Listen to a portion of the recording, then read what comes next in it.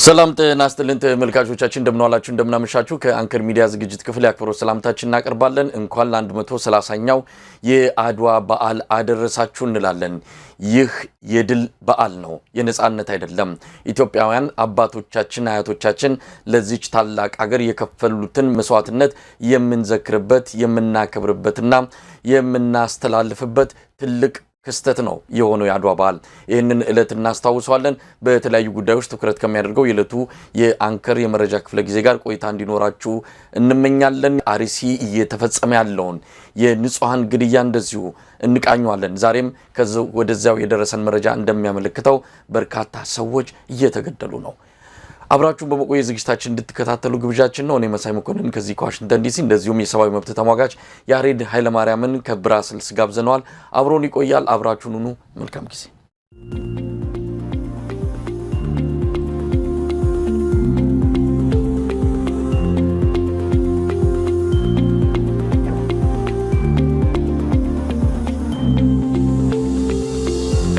እናስተለን ያሬድ እናስተለን መሳይ እንደምናለ ዛሬ እንግዲህ አድዋ ይመስለኛል ባሉን በደንብ ሊያስታውስ በሚችል መልኩ ከአልባሳቱም ከሌላውም ከመገለጫውም ጋር ሆነን የመጣ ነው ምናልባት አንተ ጋር ይጎደለ እንዳለ ነው ማየው አዎ እኔ ዛሬ ባድዋ ቀን ኢንተርቪው ታረጋኛለህ ብዬ አልጠበቅኩም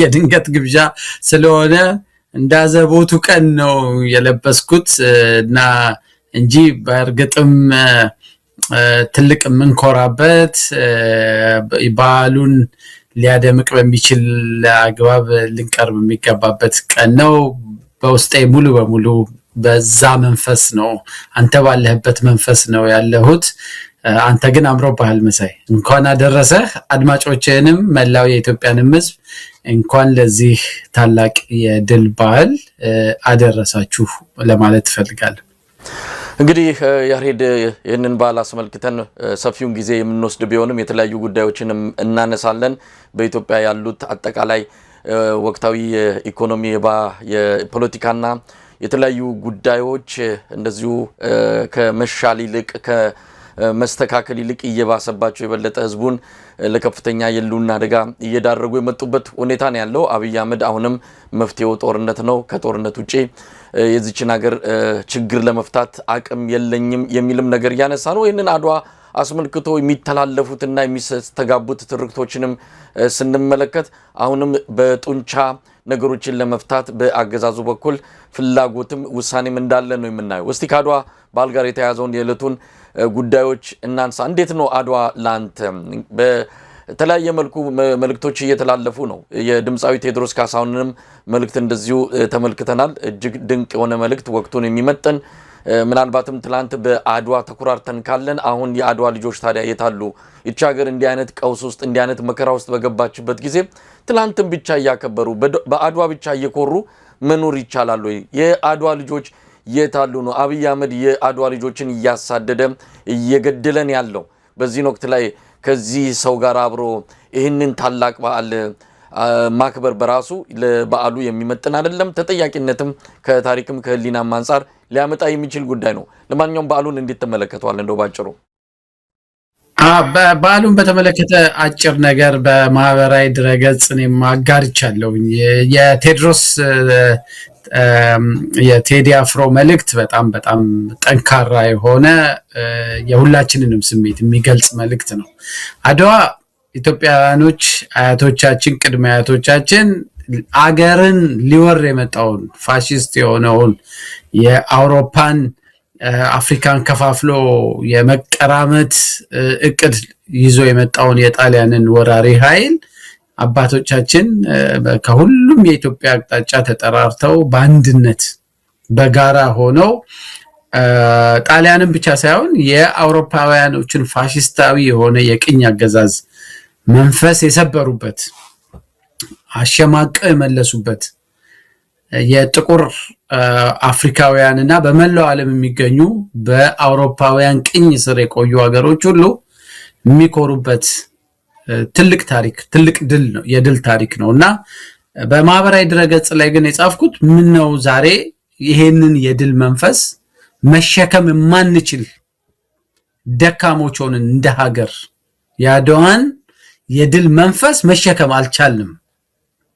ጣሊያን በሁለተኛው ዙር እንኳን ሲመጣ የኢትዮጵያን ገጠር ቦታዎች ሳይቀር ከተማውን ጭምር በአውሮፕላን መርዝና ቦምብ የተኮሰ ኢትዮጵያውያኖችን የገደለበት ያ ፋሽስታዊ ባህሪ ዛሬ የኢትዮጵያ ገበሬዎች አማራ ክልል፣ ትግራይ፣ ኦሮሚያ በተለያየ ቦታ በራሳቸው መንግስት ነው በድሮን የሚደበደቡት።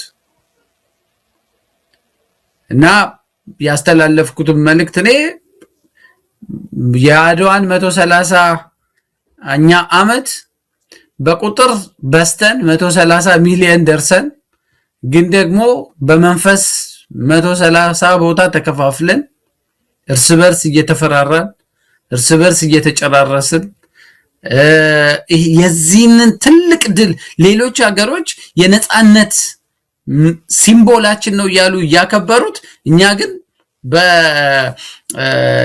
በነጻነታችንን አተን በግፍ በአፈና በጭቆና ውስጥ ተሸማቀን ይሄን ድል መሸከም አልቻልንም።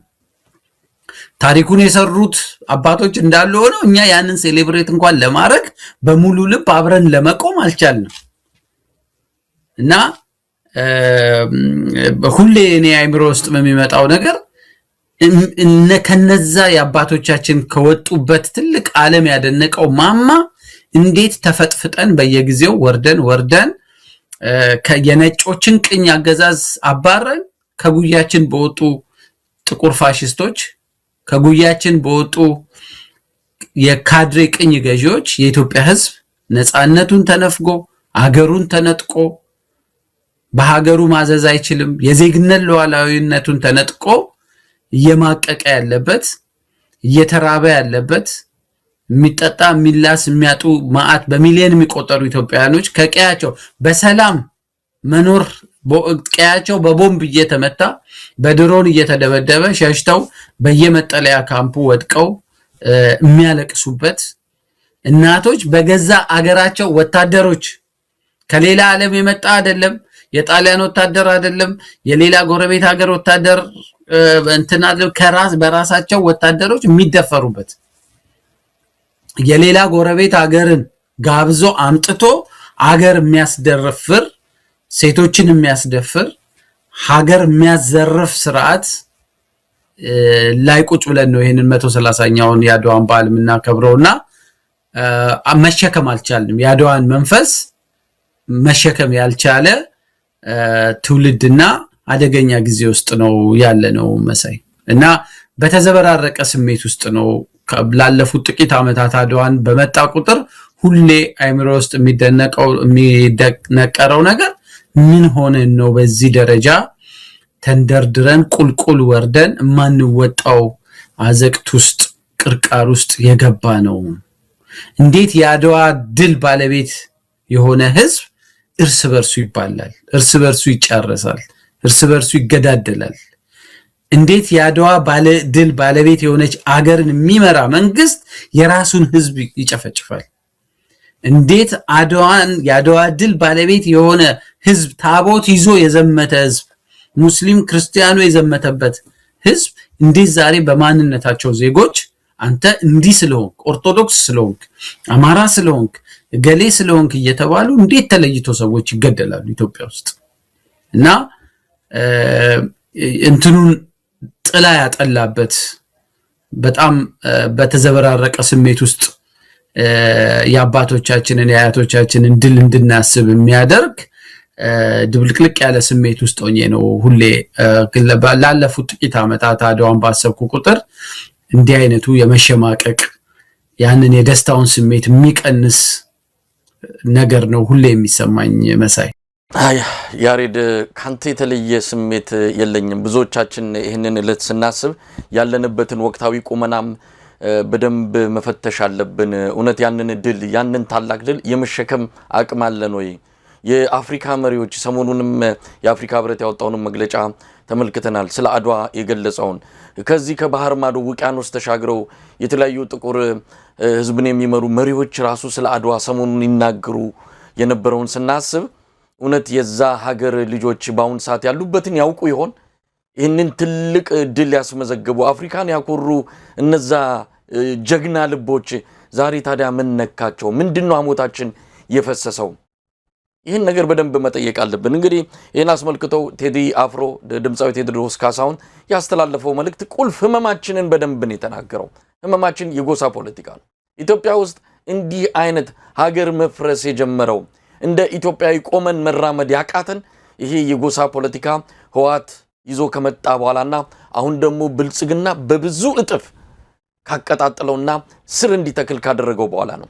በተለይ ባለፉት 8 ዓመታት በሰንደቃችን እንዳንኮራ ሌላው ይቅር ህወሓት ያው ያችን ኮኮብ አደረገበት ይሄን ባንዲራ ተቀበሉ ነው ያለን።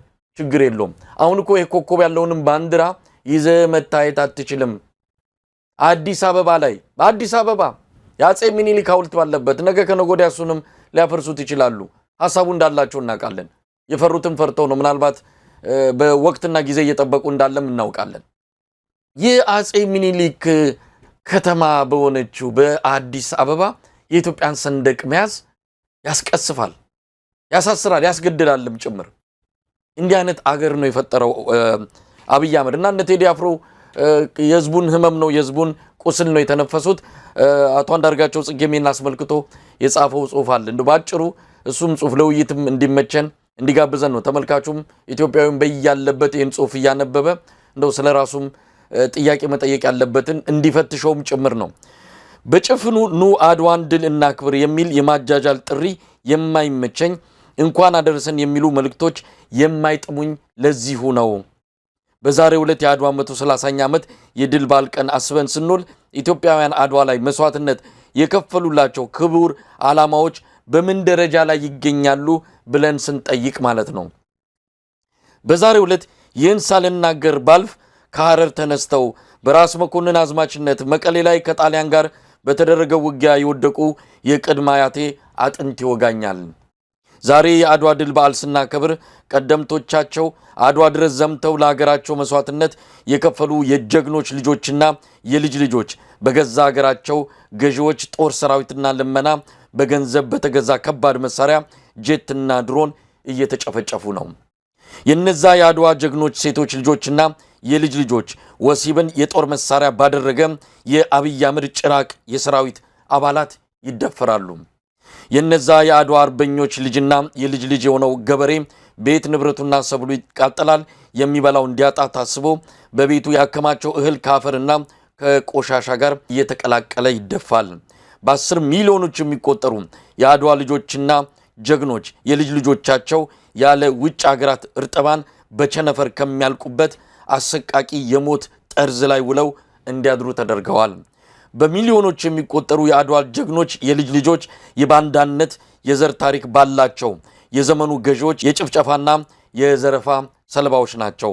እትብታቸው ከተቀበረበት መንደሮች ተፈናቅለው በየካምፑ መጽዋዕት እየተቀበሉ እንዲኖሩ ተገደዋል።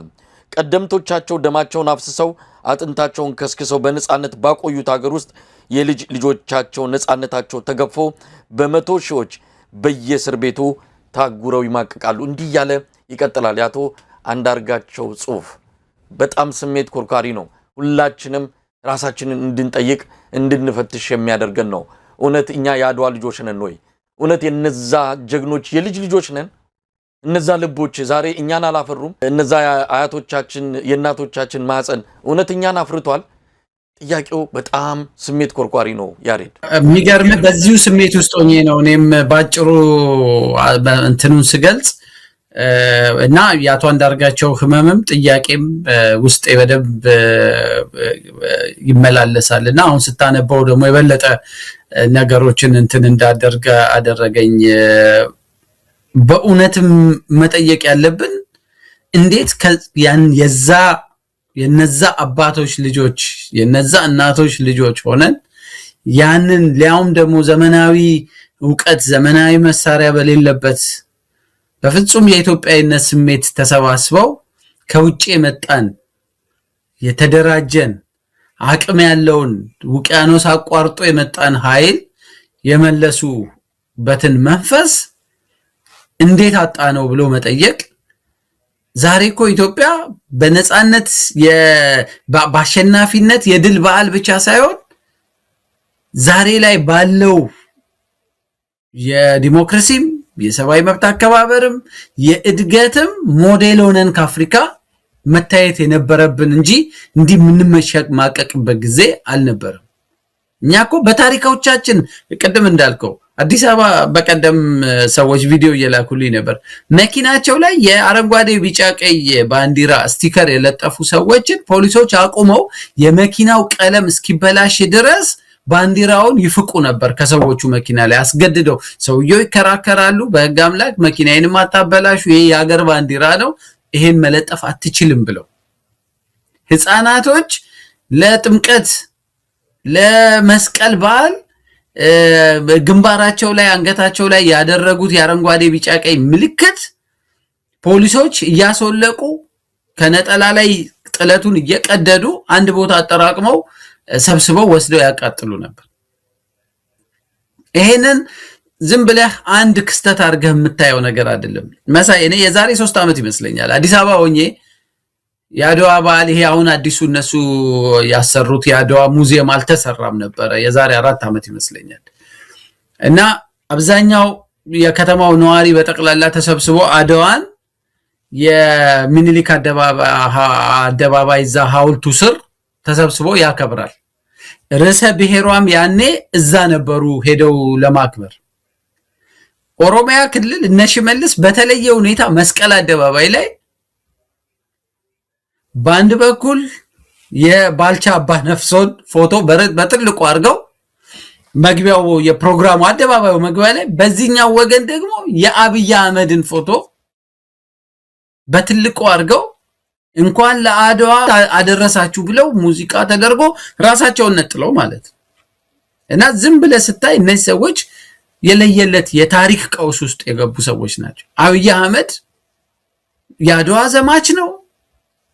በምን ሂሳብ ነው እንደው? እሺ ምኒልክን ይጥሏቸው። ሌሎች እኮ ስንት ከባልቻ አባ ነፍሶ ጋር አብረ ልታቆማቸው የምትችል ሌሎች ማአት ጀግኖች አሉ። እንደው አጥብበው እንኳን የኦሮሞ ጀግኖችን ብቻ ነው ሴሌብሬት ማረጋው እንኳን ብትል የኦሮሞ ጀግኖች አሉ። ግን የአብይ አህመድና የባልቻ አባ ነፍሶን ፎቶ መስቀል አደባባይ ላይ በትልቁ አሰርተው በቃ ያኔ ነው እኔ በጣም ጠንከር ያለ ጽሁፍ እዛው አዲስ አበባ ሆኜ ነው አይቼ ፎቶ አንስቼ እዛው ሆኜ ነው የጻፍኩት። እንዲህ አይነት ቀውስ ውስጥ የገቡ ሰዎች ናቸው። ችግር ውስጥ የገቡ ሰዎች ናቸው እና ያ አልበቃ ይሄ አገርም ማዋረድ ነው፣ ታሪክም ማዋረድ ነው፣ ህዝብም ማዋረድ ነው። የኦሮሞን ህዝብም ባልቻ አባ ነፍሶ ማዋረድ ነው። ከሳቸው ጎን የአብይን ፎቶ ማስቀመጥ እና እንዲህ አይነት የአስተሳሰብ ድዊ የሆነ ቀውስ ውስጥ የገቡ ሰዎች እጅ ነው ኢትዮጵያ የወደቀችው። እና በእኔ ጠንከር ያለ ቃል ገልጬ ነው የጥቁር ፋሽስቶች ናቸው ዛሬ ኢትዮጵያን የሚያስተዳድሯት ያልኩት። ፋሽስት ቃሉ ሌላ ነገር አይደለም። ዘረኛ፣ ሰዎችን በማንነታቸው የሚያገልል የሚያጠቃ፣ አምባገነን፣ የማህበረሰብን ነፃነት የማይፈቅድና በማንነት ላይ ያተኮረ ጥቃትን ስራዬ ብሎ በትርክትም በድርጊትም የሚፈጽም ኃይል ነው ፋሽስት። ሌላ ምንም የፖለቲካ ተርሚኖሎጂ ነው። የዲክሽነሪ ትርጉም እሱን ነው የሚያሳይክ። እና ይሄንን ቃል ነው ይሄንን ከነጮች እጅ ነው የወጣችው እንጂ ኢትዮጵያ በእንደዚህ አይነት የፖለቲካ ስንኩልነት ያላቸው ያስተሳሰብ በታሪካቸውም ላይ በኢትዮጵያ ሕዝብ አንድነት ላይ ፍጹም ጥሩ ስሜት የሌላቸው እና አንዳርጋቸው የገለጸበት መንገድ ከአያቶቹ ተፋልመው ካኖሩለት አገር ዜጋውን በማንነቱ የመነጠርክ ወስደህ በየካምፑ ጥለህ አዲስ አበባን ሲያፋልሱ ከተማ ማልማት አንድ ነገር ነው። ግን ህዝቡን አብሮ ከማልማት ይልቅ ያንን ህዝብ አውጥተው ጥለው ለአረብና የውጭ ነጋዴዎች የአዲስ አበባ መሬት ለመቸብቸብ በዶላር የሚሰሩ ሰዎች ለኔ ከጠላት ያነሰ ሰው ይሄንን የከተማውን ማጌጥ መዋብ አይቶ አብይን ሲያዳንቅ ይውላል። ለኔ ግን ቦምብ ነው እየቀበሩ ያሉት እነዚህ ሰዎችና አድዋን ድሉን ብቻ ሳይሆን ያዋረዱት ኢትዮጵያንም እንደ ሀገር አውርደው በመንደር ሂሳብ፣ በብሔረተኝነት ሂሳብ፣ በዘረኝነት ሂሳብ እኔ በዚህ ደረጃ የኢትዮጵያ ህዝብ እንደውም አንዱ የጻፍኩት ነገር ምንድነው ጣሊያን እኮ ሲመጣ እንደ ሀገር ነው ያጠቃት። የኢትዮጵያን ህዝብ ሙሉን ጠላት አድርጎ ሊወር ነው የመጣው። ብንበረከክለትም ደግሞ ላይነካህ ማለት ነው። በቃ ግዙዋት ቢባል ላይነኩ። እነዚህ እኮ በዘርህ በሃይማኖትህ ለይተው እርስ በርስም እያጣሉ ለይተውም የሚመቱህ በዘርህ ነው፣ በማንነትህ ነው የምትመታው። ዛሬ ኢትዮጵያ ውስጥ ጣሊያን ዘር ለይቶ አልመታም ኢትዮጵያ ውስጥ እና እኔ በዚህ ደረጃ የኢትዮጵያ ህዝብ የተዋረደበት በራሱ ልጆች የተራከሰበት በራሱ ልጆች የተሳቀቀበት ጊዜ ያለ አይመስለኝም። መሳይ ያሬድ ምናልባት እንደው በማጠቃለያው አቶ አንዳርጋቸው የጻፈውንም እንዲሁ እናካፍለው። ጽሁፉን በአቶ አንዳርጋቸው የትዊተር አካውንት እና የፌስቡክ ገጽ ላይ ይገኛል። ሙሉ ማንበብ ይቻላል። የዛሬ 130 ዓመት አድዋ ላይ ቀደምቶቻችን ኢትዮጵያ ከውጭው ዓለም ጋር የምታደርገው ግንኙነት በጣሊያን ሞግዚትነት ይሆናል የሚል ቃል በውጫሌ ስምምነት ያለ አግባብ ተካተዋል ብለው ውሉን ለመሻር ጣሊያንን አድዋ ላይ ወግተው ድል እንዳልነሱት ሁሉ ዛሬ ግን የአድዋ ድል በተመዘገበበት የካቲት 23 1988 ዕለት መወለድ ሳይሆን ያልተጸነሱ ሙሉ ዕድሜያቸው 50 ዓመታት ያልሞላ እንደ የተባበሩት አረብ ኤሚሬት አይነት ጥቃቅን ሀገራት ኢትዮጵያን የምታክል ትልቅ ሀገር እንዳሻቸው ማድረግ የሚችሉበትን አዋራጅ ሁኔታ ያመቻቸ ገዢ ነክሶባታል።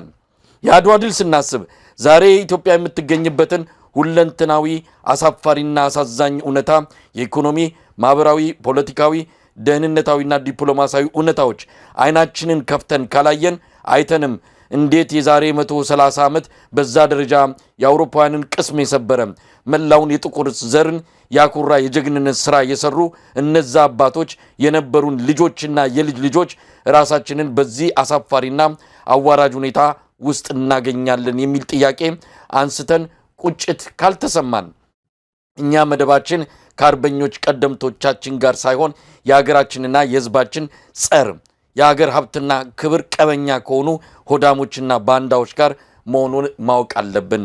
የአድዋን ድል ዛሬ ካለንበት ሁለንተናዊ አዋራጅ ሁኔታ መውጫ መንገድ አመላካች እንጂ ማንም ማጭበርባሪ ድግስ እየደገሰ መኮፈሻ እንዲያደርገው አንፍቀድለት ይላል አቶ አንዳርጋቸው።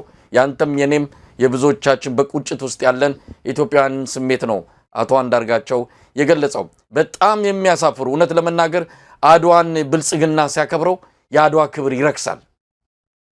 የአድዋን ልጆች እያሳደዱ እግር በእግር ከቤት እያፈናቀሉ በድሮን በከባድ መሳሪያ የሚጨፈጭፉ እነዚህ እነ ብርሃኑ ጁላ፣ አብይ አህመድ፣ አዳነች አቤቤ ዛሬ ስለ አድዋ በዓል ሲናገሩ እውነት ለመናገር ሽምቅቅ የሚያደርግ ነው።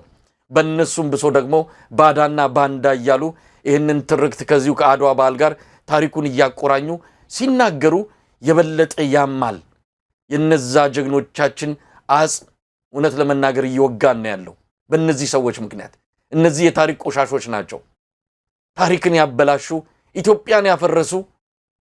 ምናልባት የመጨረሻው ደረጃ ላይ እስክትደርስ ካልጠበቅም በስተቀር አሁን እንደ ኢትዮጵያ ያለችን ብለን ልንቀበል የምንችል አይደለንም። ለማንኛውም ወደ ዕለቱ የብልጽግና የአድዋ በዓል አከባበር እንምጣ። ቀደም ሲል አንተ እንዳልከው ነው የአድዋን በዓል ከአዲስ አበባ ህዝብ ያው የሚከበርበት አዲስ አበባ አጼ ምኒልክ አደባባይ ላይ ከዛ እንዳያከብር ተደርጓል። በዓሉን ከህዝብ ነጥቀውታል። አብይ አህመድ የሆነ ሙዚየም ሰራና ወስዶ ሁሉን ነገር እዛ ከቶታል። ከሰው አእምሮ ከሰው ልብ አደባባይ ላይ የሚከበር አደባባይ ላይ መከበሩ እኮ የራሱ ትርጉም አለው። ሄዶ አንድ አዳራሽ ውስጥ ለዛውም ባለቤቱ መከላከያ ሰራዊት ነው፣ ዋናው ደግሞ የዛ የበዓሉ ባለቤት ብርሃኑ ጁላ ነው ተብሎ የሱ ልደት ነው የሚመስለው። እውነት ለመናገር ታሪኩን እንኳን በትክክል ያወቁም አይደሉም። በኋላ ላይ በብርሃኑ ጁላ ንግግር ላይ ምን ያህል የተንሻፈፈ ታሪክ እያስተጋባ እንዳለም እንመጣበታለን። ለማንኛውም አከባበሩን እንዴት አየኸው? የአዲስ አበባ ህዝብ የኢትዮጵያ ህዝብ እያከበሩ አይደለም። ባለቤቱ ብልጽግና አክባሪዎቹም እነ ብርሃኑ ጁላ ሆነዋል። ከዛ በፊት ከአንዳርጋቸው ጋር በጣም ስለተገጣጠመ የኔን አጭር ነች የኔን መልእክት ላንብበውና በዛው እንትንላለሁ። እኔ የአድዋን መንፈስ መሸከም ያቃተን ለምን ይሆን? 130ኛውን የአድዋ በዓል በቁጥር 130 ሚሊዮን ሆነን በመንፈስ 130 ቦታ ተከፋፍለን ተሰባጥረን ተቧድነን እርስ በርስ እየተገዳደልን እርስ በርስ እየተፈራራን ለቀጣይ የእርስ በርስ እልቂት በጎጥ እየተጠራራን የምናከብረው መሆናችን የአድዋ መንፈስ ለመሸከም ያቃተን ደካሞች መሆናችንን ነው እንደ ሀገር የሚያሳብቅብን። ጣሊያን በአየር መርዝ እየረጨ ቦምብ እያዘነበ የጠላትነቱን ልክ ከአድዋ ድል በኋላም አሳይቶናል። ዛሬ በጣሊያን እግር ተተክተው የደሃ ገበሬውን መንደር በድሮን ቦምብ እያዘነቡ የሚያጋዩት የራሳችን በጣሊያን መንፈስ የተነደፉ ጥቁር ፋሽስቶች ናቸው። ግን ምን ሆነን ነው አድዋን የሚያክል የድል ታሪክ ተሸክመን ከጭቆና ካፈና እና ጭካኔ ነፃ መውጣት ያልቻልነው በሚል ባጭሩ ነበረ ስሜቴን የገለጽኩት። ይሄን የጻፍኩት ለምንድነው? የአድዋ በዓል የተከበረበትን ሁኔታ ጠብቄ ካየው በኋላ የባለስልጣናቶቹን ንግግር ከሰማው በኋላ እነዚህ ሰዎች ከባዕሉ መንፈስ ምን ያህል እንደራቁ ውስጣቸው ጭራሽ ስሜቱ ራሱ በትክክል ውስጣቸው ምን ያህል እንደሌለ ጭምር የሚያሳይ ነው። የማርሻል ብርሃኑ ጁላም ንግግር፣ አዳነች የተናገረችው ንግግር አውርደው የአድዋን ጉዳይ አብይ ሰሞኑን ሲጠምቅና ሲዘጋጅበት ለቆየው ከኢሳያስ ጋር ለመጣያ መንደርደሪያ ፕሬዝዳንቱም የጦርነት አዋጅ ማወጃ መድረክ ነው ያደረጉት። በቀጣይ የኢትዮጵያን ወጣቶች ደም ለማፍሰስ ቀጠናውን የደም እንደገና ሌላ አዙሪት የግጭት አዙሪት ውስጥ ለመክተት የጦርነት ጥሪ ያደረጉበት መድረክ መሆኑን ሳይ ነው በጣም አዝኜ የኢትዮጵያ ሕዝብ መቼ ነው እንደነዚህ አይነት ሰዎችን በቃችሁ፣ ተዋርዳችሁ አታዋርዱን፣ ደንቁራችሁ ልታደነቁሩን አትሞክሩ ብሎ የሚያስቆማቸው መቼ ነው የሚለው ነገር ጥያቄው አይምሬው ስለመጣ ነው ይሄን መንፈስ ልንሸከመው አንችልም፣ ዝግጁ አይደለንም ያልኩትና ታስታውሳለህ የአድዋ በዓል በሚኒሊክ ሐውልት ዙሪያ ስር ከሁሉም አቅጣጫ የከተማዋ ነዋሪዎች ከከተማው ውጪ ያሉ ነዋሪዎች ሁሉ መጥተው ነጭ ለብሰው በደስታ የሚያከብሩት የህዝብ ባህል ነበር። ያ የቅናት መንፈስ ሁሉንም ነገር የመቆጣጠር እነሱ ያልተቆጣጠሩት ነገር ሁሉ ልክ እንደማይሆን ስለሚያስቡ እንኳን የአድዋን በዓል አይደለም የሃይማኖት በዓላቶችን ሁሉ ተቆጣጥረው እነሱ በሚፈልጉ መንገድ ማክበር እንዲከበር የሚፈልጉ ናቸው። ኢሬቻን መቆጣጠር ፈልገዋል፣ ተቆጣጥረዋል። መስቀልን መቆጣጠር ይፈልጋሉ፣ ጥምቀትን መቆጣጠር ይፈልጋሉ። ልክ እንደዛ የአድዋ በዓል የኢትዮጵያ ህዝብ አርበኞቹ በነፃነት እንዳያከብሩ ስንት ዱላ እዛ ቴዎድሮስ አደባባይ፣ ሚኒሊክ አደባባይ፣ ጊዮርጊስ ቤተክርስቲያን ፊት ለፊት ስንት ወጣቶች በተደጋጋሚ በየዓመቱ ሲታሰሩ ሲጉላሉ ከቆዩ በኋላ ወስደው የመንግስት በዓል እንዲሆን በቃ የብልጽግና ሴሌብሬት የሚያደርግ በሚፈልገው መንገድ የካድሬዎች የመከላከያ ባለስልጣናት በዓል ብቻ እንዲሆን አድርገው የሚፈልጉትን ሰው እየመረጡ የነሱን ይሄ ቲክቶከር የሶሻል ሚዲያ አክቲቪስቶቻቸውን ካድሬዎቻቸውን ብቻ ሰብስበው የብልጽግና በዓል አድርገውታል። እና ይሄ ያው ወዴት እየሄድን እንደ ሀገር ምን አይነት ችግር ውስጥ እንደገባን ጭምር ነው የሚያሳየው። ያገዛዝ ስርዓቱ የህዝብ በዓላትን ጭምር እሱ በሚፈልገው መንገድ ካልተቆጣጠረ ሰላም እንደማያገኝ ኢንሴኪዩሪቲ እንደሚሰማው ነው የምታየው። ያ ሙዚየም መሰራቱ አንድ ነገር ነው። ለምን ሙዚየም ተሰራ የሚባልበት ማንም የሚጠይቅ እንትን የለም። ግን አድዋን የሚያህል በመቶ ሺህ የሚቆጠሩ ሰዎች ሄደው አደባባይ ላይ የሚያከብሩትን በዓል ወስዶ ለነ ብርሃኑ ጁላ እና አዳነች አበቤ ብቻ በሚፈልጓቸው መንገዶች የሚያከብሩት መደረጉ በራሱ ያው አፈናው ምን መልክ እንደያዘ ነው የሚያሳይህ የትርክትም ሽሚያ ነው እነሱ በዛ ሜዳ ላይ እየተፎከረ እየተሸለለ ባድዋ ዘማቾች መንፈስ ውስጥ ሰው የሚያከብረው ነገር የሚሰጣቸው ሌላ ስሜት ነው ስለዚህ የትርክትም ሽሚያ እንዳለበት ነው የምታየውና ግን በጣም የሚያሳዝነው ነገር እንደ ሀገር እንዴት ባድዋ አከባበር ላይ እንኳን እንጣላለን እንዴት አብረን የኢትዮጵያ በሚፈልገው መንገድ እንዲያከብር እንዴት አድዋን እንኳን በነጻነት እንዲያከብር እንዴት አትፈቅድለትም ሌላ ቀን መንግስትን የሚቃወሙ ሰላማዊ ሰልፎች ማድረግ ይቅር የሃይማኖት በዓላትን እንደ አድዋ አይነት በዓላትን እንኳን በነጻነት እንዲያከብር አልተፈቀደለትም ስለዚህ ትልቅ የነጻነት ሳይሆን የድል በዓል የሚያከብር ግን እስረኛ ህዝብ ነው የሆነው የኢትዮጵያ ህዝብ ስለዚህ ሶሻል ሚዲያ ላይና የሚገርምህ ለንደን አሜሪካ ሌሎች አውሮፓ ሀገሮች በሚያምር በደመቀ ሁኔታ ያንን የአድዋ መንፈስ በጣም በሚያሳይ ሁኔታ ነው አድዋ የሚከበረው እና የገዛ ህዝባቸውን በድሮን የጨፈጨፉ የገዛ ህዝባቸውን በጅምላ የሄዱ የናቶችን ህፃናቶችን የደፈሩ ወታደሮች የሚያከብሩት በዓል ብቻ እንዲሆን አድርገው ነው ያዘጋጁት እንጂ ማርሻል ብርሃኑ በለው ሌሎቹም በጦር ወንጀልና በሰው ስብዕና ላይ በሰው ዘር ላይ ያነጣጠሩ ወንጀሎችን በመፈጸም የገዛ ህዝባቸውን በድሮን በመጨፍጨፍ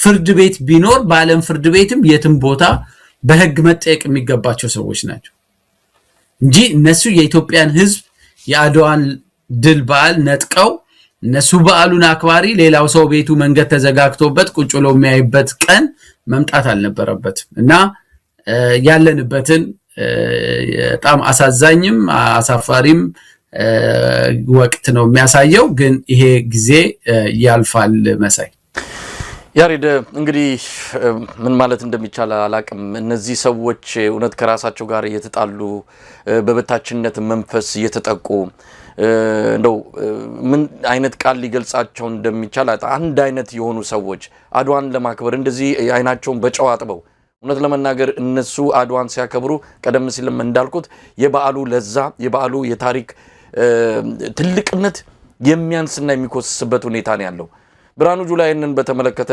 የተናገረው በራሱ የ19-20 ደቂቃ ንግግር ይመስለኛል ረጅም ነው እርስ በርሱ የሚጋጭ ትላንትን የረሳ ትላንት እሱ ምን ነበረ ያም አይደለም በቅርብ እሱ ኢታማጆር ሹም ሆኖ ኤርትራን ጋብዞ ያስገባ የብልጽግና መንግስት ነው ኤርትራን ጋብዞ አስገብቶ አዝሎ አምጥቶ አስገብቶ አሁን ከኤርትራ ጋር የሚሰራን እየተሰራ ነው የሚል መረጃ የለንም እነሱ ናቸው ኤርትራ ባዳ ውስጥ ያሉት ደግሞ ባንዳ እያሉ ዳቦ ስም አውጥተው በዓሉን ከዛ ጋር አቆራኝተው ያከበሩ ያሉት ባንዳነትንም እናንተም ማሳያችሁን እኮ መንግስት ሆናችሁ ዛሬ ይሄንን እየመዘዙ ባዳና ባንዳ የሚል ምንድነው አቅምና አቋም የሚል የቃላት አክሮባት እየሰሩ ህዝብን ለማደንዘዝና እንደው ታሪኩ ባለቤት ለመሆን የሚያደርጉት ጥረት ምን ተፍረት የሌላቸው ዞሮ የሚያይ አንገት የሌላቸው አሳፋሪ ፍጡር መሆናቸውን ነው የምንመለከተው ለማንኛውም ታሪክን ለመደለዝና ለመከለስም ሞክሯል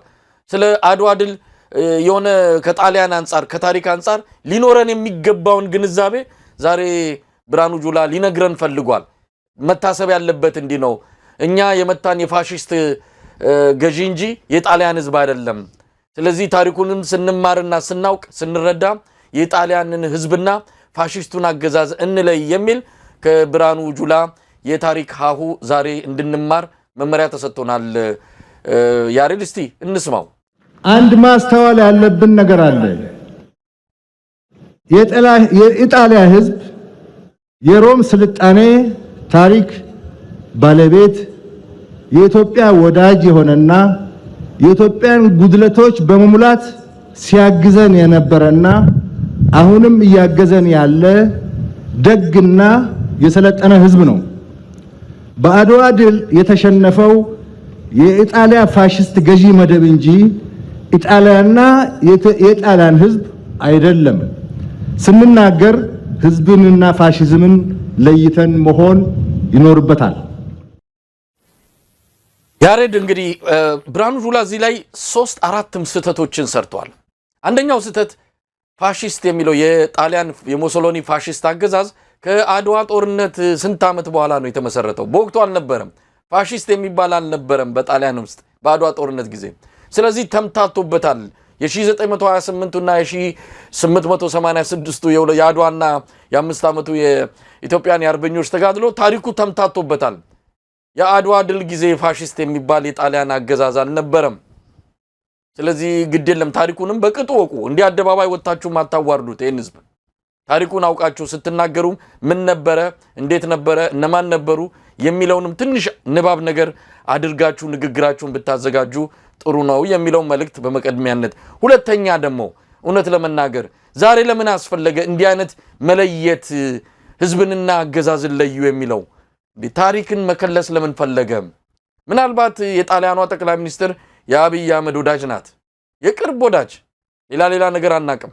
እሷን ለማስደሰት ተብሎ እንዲህ የታሪክ ክለሳ ውስጥ መግባት የተፈለገበት በራሱ እጅግ የሚያሳፍር ነገር ነው።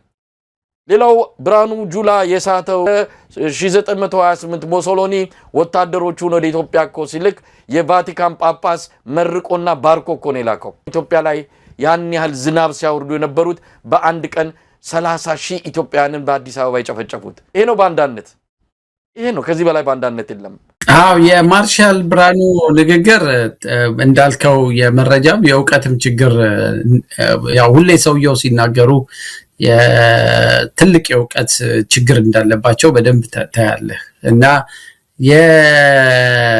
የአድዋን ድል ያመጣው የጣሊያን ወረራ አውሮፓውያኖች እንደ ሀገር ነው አንድ ፓርቲ ወይ አንድ ድርጅት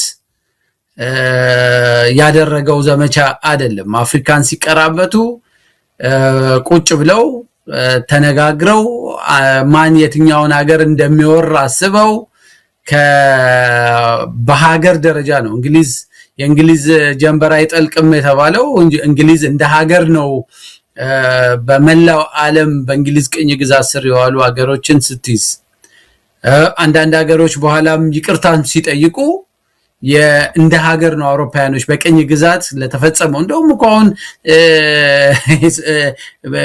ከአፍሪካ ህብረት ሰሞኑን ሰውየው ወይ ዜና አይከታተልም እንጂ እኮ ሰሞኑን በነበረው የአፍሪካ ህብረት ስብሰባ ላይ የአውሮፓውያን ቅኝ ገዢዎች አፍሪካ ላይ መተው ለፈጸሙት ወረራ ይፋዊ ይቅርታና ኮምፐንሴሽን መክፈል አለባቸው ብሎ 2 weeks before ነው አዲስ አበባ ላይ የአፍሪካ ህብረት ውይይት ያደረገ ነበር። እንዳለ አውሮፓ አፍሪካን የወረረበት መንገድ እንደ ሀገር፣ እንደ ህዝብ፣ እንደ ኮንቲነንት የግፍ ተፈጽሟል። ብዙ ዝርፊያ ተፈጽሟል። እና አንድ ፓርቲ ወይ አንድ ድርጅት አይደለም ብሌም የሚደረገው በቅኝ ግዛት እንደ ሀገር። ቤልጂየም አሁን እኔ የምኖርባት ኮንጎን ገዝታለች።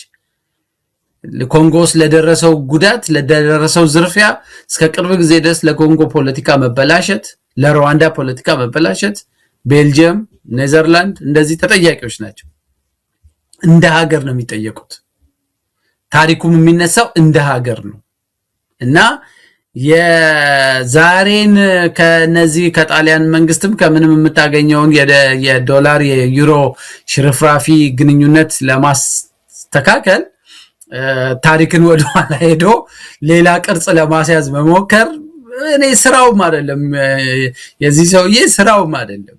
እውነት ለመናገር እንደ አንድ የመከላከያ ማርሻል የኢትዮጵያን ጀግኖች አወድሶ እነዛን የጣሊያንን በሃይሊ አርምድ የሆኑ ኃይሎች በኢትዮጵያዊ ጥበብ በኢትዮጵያዊ በዛ ጊዜ በነበረው አቅም አሸንፈው መመለሳቸውን ብቻ ሴሌብሬት አድርጎ አወድሶ ቢያበቃ ጥሩ ነበር እንጂ ይሄኛውን ትርፍ የሆነውን የታሪክ የፖለቲካ ዕውቀት የሚነካውን ነገር ባይሄድበት ጥሩ ነበር። እና እንደሚመስለኝ እዚህ መድረክ ላይ ከፍተኛ የጣሊያን ባለስልጣናትም ይጋበዛሉ። ዲፕሎማቶች ምኖችን ስለሚጋብዙ መልእክቱ ለነሱ ምንም ቂመኛ እናንተ አልበደላችሁንም ምናምን ነገሩን ተውት ነው በቅጡ እንኳን እኮ ጣሊያን ኢትዮጵያ እኮ እንደ ሀገርም ካሳ ሁሉ መጠየቅ ያለባት ሀገር ነች ዛሬ ካለው የጣሊያን መንግስት ካሳ ራሱ በአግባቡ መጠየቅ ያለበት እና የአፍሪካ ህብረት ከስንት አመት በኋላ አሁን የተነሳው ነገር እሱ ነው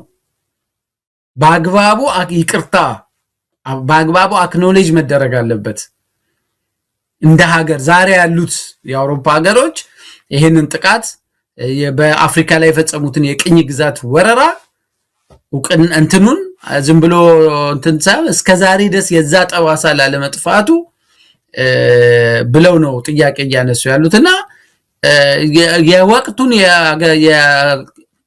አዲስ አበባ ላይ የሚደረገውን የኮንቲኔንቱን የፖለቲካ እንትን እንኳን የሚከታተል ሰው አይደለም ማለት ነውና ያሳፍራል ግን ካንድ የጥቃት ደርሶበት ያንን ጥቃት ከቀለበሰ ህዝብ የድል በዓል ላይ እንዲያነ ንግግር የሚያደርግ ማርሻል ተብሎ በዚህ ስቴተስ ላይ ያለ ሰው እንዲያለ ተረተረት ሲያወራ መስማት ራሱ በጣም ያሳቅቃል በእውነት ያሬድ እንግዲህ ፊልድ ማርሻሉ እውነት ለመናገር የተጻፈ ነው እንግዲህ ባይጻፍና ዝም ብሎ እንዲው መናገር ቢጀምር ኖሮ ይሄን የስንቱን ነገር በሰማን ነበር በተጻፈ ስክሪፕትድ በሆነ ጽሁፍ ውስጥ ይሄን ያህል መዝረክረክ ከመጣ በጣም አስገራሚ ነው በጣም እንዳልከው የማያገባ ውስጥ ነው የገባው ይሄ የሱ ስራ አይደለም ታሪክ ማስተካከል የሱ አይደለም ለባለ ታሪኮች መተው ነው እንዳልከው ፊት ለፊት የጣሊያን ባለስልጣናት ምናልባትም ለጠቅላይ ሚኒስትሯ መልእክት እንዲደርሳት ነው ይሄ ተሸናፊነት ተሸንፎ መቅረብ ነው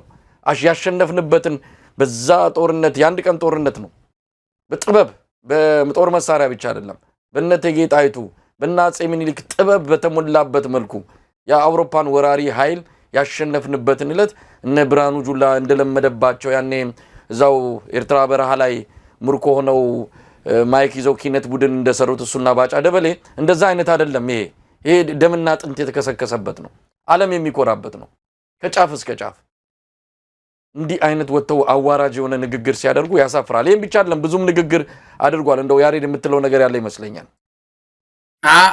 ምንድነው ያስታወሰኝ የማርሻል ብርሃኑ ንግግር ልክ የፕሪቶሪያ ስምምነት ተፈርሞ ነደብረጽዮን አዲስ አበባ መተው ሰርቲፊኬት ተሰጥቷቸው ነገታቸው አንገታቸው ላይ ሀብል ምናምን ከተጠለቀ በኋላ ማርሻሉ ኢንተርቪው ከአንድ ጋዜጠኛ ጋር አድርገው ነበርና እዛ ላይ ምን ይላሉ እነዚህኮ ደብረጽዮን ምናምን ጦርነት አይፈልጉም በጣም ጥሩ ሰዎች ሰላማዊ ናቸው እነዛ የሞቱት ሽማግሌዎቹ ናቸው የሉማ እነስዩ መስፍን እና ባይጻየን አሁን መሳደብ ይቀላል የሞቱ ሰዎች ናቸው እነዚህ አሁን ስምምነቱን የፈረሙ ሰዎች ሁሉ በፍጹም ጦርነት አያስፈልግም ሲሉ የነበሩ ሰዎች ናቸው እነዛ ናቸው ገፋፍተው ጦርነት ውስጥ ካልገባ ነው ያሏቸው ይል ነበርና ዛሬ ደግሞ ስለነ ደብረጽዮን ምን ሊል እንደሚችል ማሰብ ትችላለህና በጣም ሁሉ ጊዜ እኔ እንደው አንዳንድ ጊዜ እንዲያሉ ሰዎች ወደ ሚዲያም ባይወጡ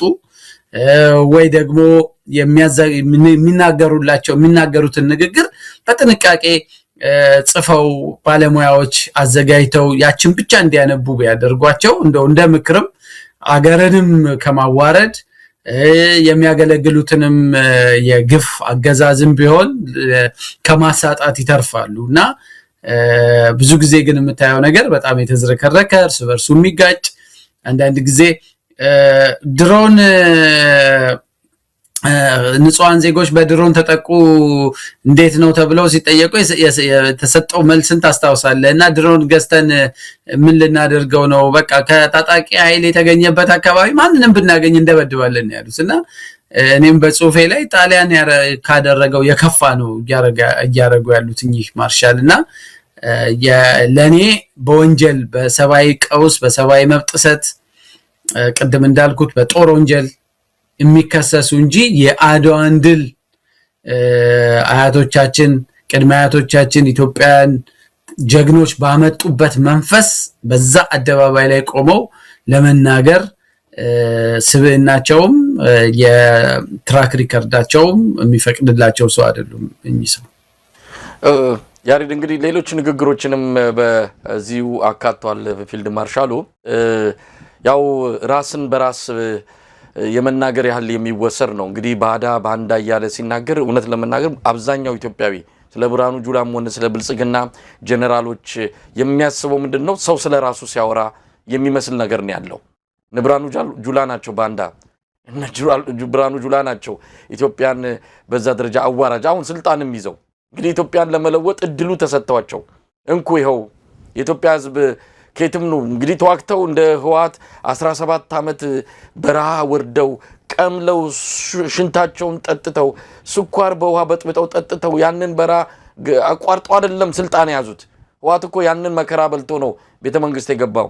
እኛ አሁን እኮ የብልጽግና ስብስቦች በፌስቡክ ጭወት በኦሮሞና በአማራ በቄሮና በፋኖች የሰላማዊ ሰልፍና የአደባባይ ተቃውሞ እኮ ነው እና አብይ አህመድ መሰስ ብሎ ቤተ መንግስት የገቡት። መስዋዕትነት ቢከፍሉ ኖሮ ምን ሊሉን ነበረ? አንድ ጥይት ሳይተኩሱ ቤተ መንግስት የገቡ ሰዎች ናቸው ዛሬ በደንብ አጥንት ስልጣኑን የያዙ አስመስለው እንዲዘራፍ ቡራ ከረዩ የሚሉት። ለማንኛውም ብዙ ነገሮችን ተናግሯል ስለ ባዳና ባንዳ ባነሳበት። ይሄ ደግሞ የብልጽግና ፋሽን ሆኗል። እንዲህ አይነት ባንዳ ምንድነው አቋም ቃላት ላይ የሚጫወቱት አክሮባት የተለመደ ነው። ዝም ብሎ እንደ ቢምቢ የሚጮው ቃላትን ነው ካንደበታቸውም ከጽሁፋቸውም እያየን ያለ ነው። ለማንኛውም አንድ የተናገረው ነገር አለ። በህዳሴ ግድቡ በ2010 በኢትዮጵያ አቆጣጠር ሲገልጸው 15000 ወታደሮች ተልከውብን ነበር አለ። አንድ የተሻገርነውን አደጋ ልንገራችሁ። የ2010 ዓመተ ምህረት ለውጥ ከመጣ በኋላ የህዳሴ ግድብ ግንባታ መፋጠን ሲጀምር የመጀመሪያው የውሃ ሙሌት ጭምጭምታ ወሬ ሲሰማ ታሪካዊ ጠላቶቻችንና ባንዳዎች ግንባር ፈጥረው በአንድ ጊዜ 15000 የሰለጠነና የታጠቀ ኃይል ከአገር ውጭ አሰልጥነው ህዳሴ ግድብ ላይ በመልቀቅ ልማቱን ለማደናቀፍ ተረባረቡ። እኛ የህዳሴ ልጆች ደግሞ አሸንፈን ህዳሴ ግድብን አስቀጠል ነው። እሱን መክተን ነው ህዳሴውን አጠናቀን ጨርሰን ዛሬ ኤሌክትሪክ ማስተላለፍ የጀመርነው አለ። ብዙ ስተቶች ብዙ ውሸቶች ያሉበት አጭር ንግግር ነው። አንደኛ 15000 ወታደሮች ተልከውብን ነበር አለ። እንደው አልሰማንም። እንደው 15000 ወታደር ማለት ባለው ትንሽ ቁጥር 7 ክፍለ ጦር ማለት ነው። 15 ሰው እንኳን ሲላክ ለዜናነት ይበቃ ነበር።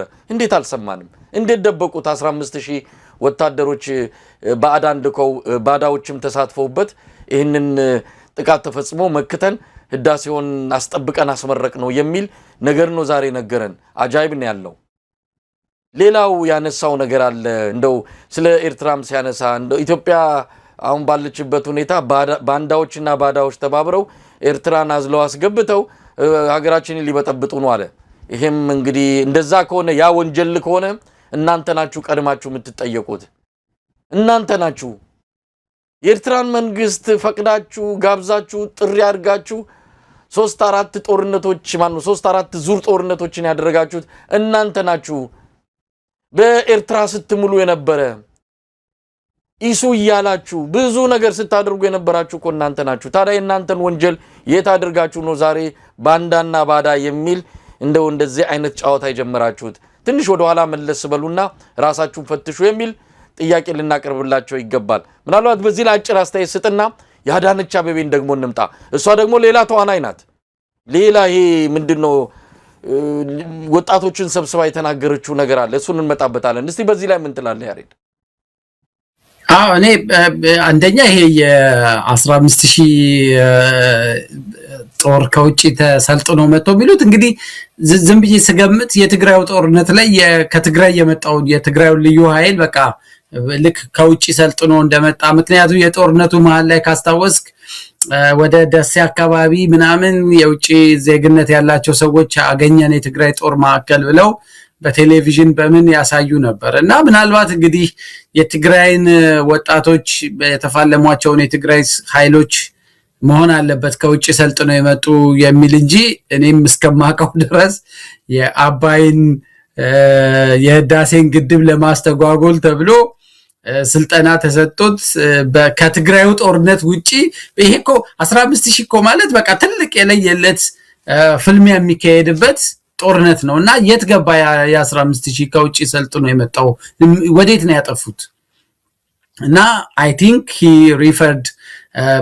ሪፈር የሚያደርገው በዚህ ንግግር የትግራይን ኃይል ይመስለኛል እሱ እኔ ምንም ያለ ቦታውና ያለ እንትኑ የተያያዘ ሌላ አውድ ነውና ሆን ተብሎ ነገሮችን ለማስተሳሰርና ሁለተኛ ደግሞ በቃ እንደው ሁሉንም አሸንፈን በስኬት ነገሮችን ሁሉ ይዘን እየገፋን ነው የሚል ነገር ለማሳየት ነው የዚህ የባንዳና የባዳ ነገር ትንሽ ቃሉንም የባንዳ ምናምን እንትናቸውንም የብልጽግና ኮመን ላንጉዌጅ ሆኗል ግን እኔ አሁን እንደ ህግ ባለሙያም ኢትዮጵያ ውስጥ በሀገር ክህደት ወንጀል ሰው ክሰስ ብትለኝ የመጀመሪያ ምከሰው አብይ አህመድ በትሪዝን አገርን በመክዳት ኢትዮጵያ ውስጥ መከሰስ ካለበት በከሃዲነት መጀመሪያ መከሰስ ያለበት አብይ አህመድ ነው ምክንያቱም በውስጥ ግጭት ከትግራይ ኃይሎች ጋር ተጣላው ብሎ ትላንት እስከ አክሱም ድረስ ተከትለውን አክሱምን አውድመዋል ብሎ ያኔ የካደውን የአክሱምን ማሳከር ጭምር ኤርትራውያኖች ፈጸሙ ያለውን ወንጀል ያስፈጸመው አብይ አህመድ ነው ላደረጋችሁልን ውለታ እናመሰግናለን እናንተ ባትመጡ ኖሮ ምን ይውጣን ነበር እያለ በአደባባይ እየተናገረ የኤርትራን ሰራዊት እንደ ለኢሳያስ እኮ እንግዲህ ቀለበት እስከ ማጥለቅ የደረሰ ሰው ነው ቀይ ምንጣፍ አንጥፎ በኢሳያስን ምንም ግልጽ ባልሆነ መርህ አልባ በሆነ የስምምነት እንትን አጣድፎ አዲስ አበባ ተቀብሎ ከዛ አሯሩጦ ደግሞ ጦርነት ውስጥ አብረው እንዲገቡ ያደረገው አብይ ነው ስለዚህ በባንዳነት ቁጥር አንድ ሰው አስቀምጥ ካልከኝ መጀመሪያ ማስቀምጠው አብይ ነው መከሰስም ካለበት በትሪዝን ሌሎች ማዕት ሰዎች አብረህ ከሳለ ግን ቁጥር አንድ የፋይሉ ስም መጠራት ያለበት በአብይ ነው አብይና ብለህ ግብረ አበሮቹ ኢትዮጵያን በዚህ ክፍለ ዘመን ክደው አገር አስወርረው የሌላ ሀገር ቂም መወጫ እንዲሆን አድርገው ኢትዮጵያውያን ሴቶችን አስደፍረው የኢትዮጵያን ሀብት አዘርፈው ሆስፒታሎች ትምህርት ቤቶች ተቋማትን ማሽን እየነቀሉ እንዲወስዱ አድርገው ይሄን ወንጀል የፈጸሙት አብይ ከዛ ማርሻል ብርሃኑ ስለ ባንዳ የሚያወሩት ሰው ጨምረህ የአገዛዝ ስርዓቱ ባለስልጣናት በጠቅላላ እጃቸው አለበት እና እኔ ሲሆን ያው ብቻ ትልቁ ችግር የአምባገነን ስርዓት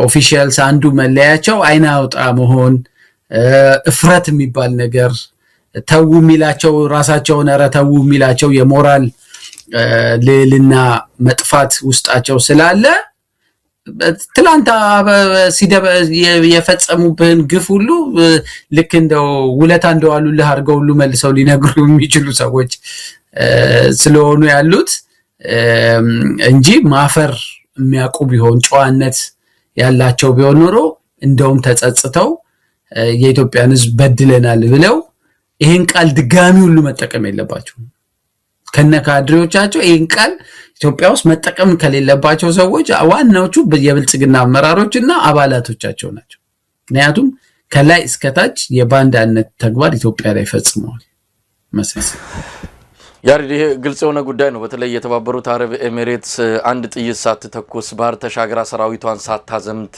ነው ኢትዮጵያን በእጃዙር ቅኝ ግዛት የገዛችው ደም ሳታፈስ በአብይ አህመድ ቅጥረኝነት እንደዚህ አይነት ባንዳ የለም ይሄ ብቻም አይደለም እኮ ራሱ ለኢትዮ ማኑ ለኒውዮርከር ታይምስ እንደገለጸው ከሆነ እኔ ለአሜሪካ ዋጋለሁ እኔ አሜሪካን በጣም ወዳታለሁ ጠቅላይ ሚኒስትር ሆኖ ነው እንደዚህ ያለው እኮ ሌላ ህግና ስርዓት ያለበት የህግ የበላይነት ያለበት ሀገር ቢሆን ኖሮ ይሄ ግለሰብ በማግስቱ እጁ በካቴና ታስሮ እድሜ ልክና ከዛም በላይ ፍርድ ሊሰጥበት የሚገባው ግለሰብ ነበር ዛሬም ድረስ ግን የኢትዮጵያ ጠቅላይ ሚኒስትር ነው ያሳፍራል እንዲህ አይነት ሀገር ይዞ ነው እንግዲህ ባንዳ አቋም የቃላት ምንድነው ሰርከስ እየሰሩ ህዝብን ለማደንዘዝ እውነት ለመናገር የባዳና ባንዳን ትርክት ቃሉን ምላሳቸው ላይ ተነቀሱ የብልጽግና ባለስልጣናት እስከታች ድረስ እስከ ቀበሌ የብልጽግና ካድሬ ድረስ ቃሉ በተዋረድ በመመሪያ እስከታች ወርዶ አሁን አፍ መፍቻ ቋንቋ አድርገውታል ብልጽግና ነኝ ብለህ ልትመዘገብ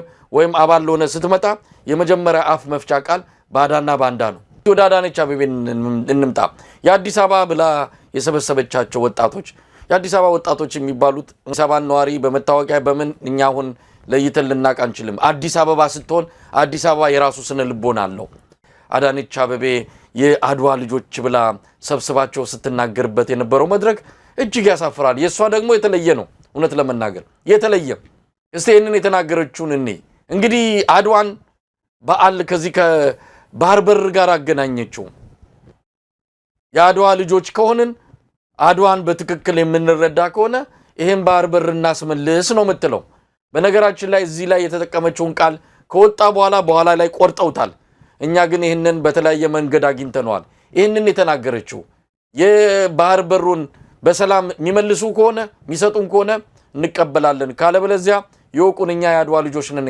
ያለችው እንስማት ያሬድ የባህራችን ጉዳይ ነው የባህራችን ጉዳይ ተዘግቶብን እንኖራለን እንዴ ተዘግቶበት የሚኖር ወጣት የለንም ግን በሰላማዊ መንገድ ነው እውነት አለን ሐቅ አለን ዓለም አቀፍ ህጎች አሉ ታሪክ አለን መረጃ አለን ማስረጃ አለን አንድ ወቅት ላይ ልክ ነው አተኖረናል ተዘግቶብን ይሄ ግን የነን የሚቀበል ትውልድ አይደለም አሁን ያለው በየትኛውም ዓለም አቀፍ ህግ እውነት አለን ይሄንን ተቀበለን ለመቀጠል አንችልም ከማንም ጎረቤት ሀገር ጋር ጦርነት አንሻ በጦርነት አንድ ጥይት ማባከን አንፈልግም አንድ ሰው ህይወት ማባከን አንፈልግም ነገር ግን እንግዲህ ሰላማዊ መንገድ የአንድ ወገን ብቻ አይደለም በዚህ ሰላማዊ መንገድ ካቅም በላይ ሆኖ ተሟጦ የማይቻል ከሆነ እኛ ደግሞ ያድዋ ልጆች ነን ማለት ነው ያሬድ የመጨረሻውን አረፍተ ነገሯን ነው በደንብ ትኩረት ማድረግ ያለብን በሰላም የማይመለስ ከሆነ እኛ ደግሞ ያድዋ ልጆች ነን አለች አዳነች አቤቤ አድዋ የወረራ መመከት ታሪክ ነው ወረራን የመከትንበት ኩራታችን የሆነው አድዋ ከጸረ ወረራ ታሪክ ጋር የተገናኘ ነው ከመውረር ጋር የተገናኘ አይደለም አሁን ያድዋ ልጆች ነን ስትል ሄደን እንግዲህ የባህር በር ባለቤትነት ጉዳይ እሱ በሌላ አጀንዳ የሚታይ ነው እንዴት ነው የሚገኘው የባህር በር ኢትዮጵያ ያስፈልጋታል አያስፈልጋትም አሁን ይሄንን ጥያቄ የምናነሳን በሙሉ እሷም ትናገራለች ባንዳዎች ናቸው አለች እኛ ኢትዮጵያ የባህር በር ያስፈልጋትም የሚል አንድም ቀን በስተት እንኳን ተናግረን አናቀም የባህር በር ያስፈልጋታል እንዴት እናገኝ የሚለው ላይ ነው ይሄ ብልጽግና ከሚሉት ወለፈንዲ ፓርቲ የምንለየው ለማንኛውም የወረራን ታሪክ አምጥታ ያንዴ ከአድዋ ከነበረው የጸረ ወረራ ታሪክ ጋር አቆራኝታ ታሪክን በርዛ እነዚህን ወጣቶች በስሜት ልትጋልብ የሄደችበት ርቀት እንዴት አየው ምናልባት ያሬድ ወጣቶቹ የተናገሩትን እናያለን የብልጽግና ወጣቶች የአድዋ ልጆች አይደሉም የብልጽግና ልጆች ናቸው የአዲስ አበባ ልጆችም አይደሉም ብልጽግና ጠፍጥፎ የሰራቸው ልጆችን ነው ሰብስባ በአዲስ አበባ ልጆች ስም እንዲህ አይነት ዲስኮርና ትርክት ስታሰማይ ነበረው ለማንኛውም ያሬድ እንዴት አየው የአዳነች ንግግር አንተ እንደውም መደምደሚያውን ነው ያልከው እኔ ከመነሻው ሙሉ ንግግሯን ወስጄ የሷም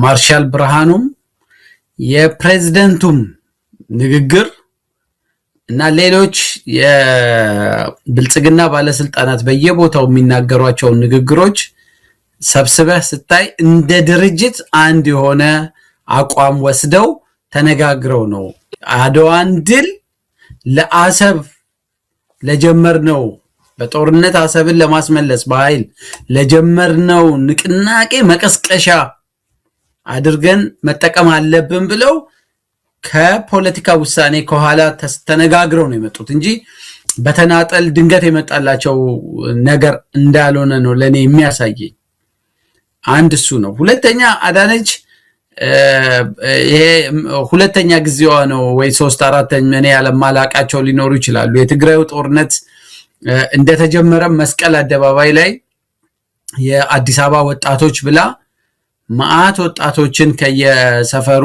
የብልጽግናን ሰዎች ሰብስባ ማአት አውቶቡሶች አዘጋጅታ ዝመቱ ለህግ የበላይነት ወራሪ ኃይል እየመጣ ነው ታጠቁና ይሄንን የህዋት ጁንታ ነበር የምትለው የጁንታውን ኃይል መዋጋት አለባችሁ ብላ ወጣቶችን በአደባባይ መስቀል አደባባይ ነበር አይ ሪሜምበር እዛ ላይ ነው ስብሰባ አድርጋ ወጣቶችን በይፋ ጥሪ አድርጋ ተነሱ ተፋለሙ ታገሉ ታጠቁና እንደዚህ አድርጉ ብላ ከመንግስት ጎን ቁሙ ብላ ጥሪ ታደርግ የነበረውና እንደ አንድ የከተማ ከንቲባ አይደለም እንትን የምታደርገው ሁለተኛ እነዚህ አዳራሽ ውስጥ የምታያቸው ወጣቶች ብቻ ሳይሆኑ አይ ቲንክ አንድ 6-7 አመት ሆኖታል በአዲስ አበባ ወጣት ስም ሁሉ ጊዜ ስብሰባ ሲያዘጋጁ የአዲስ አበባ ወጣት ነኝ ነው ተብሎ እነሱ ያዘጋጁት ከአዲስ አበባና ከዙሪያዋ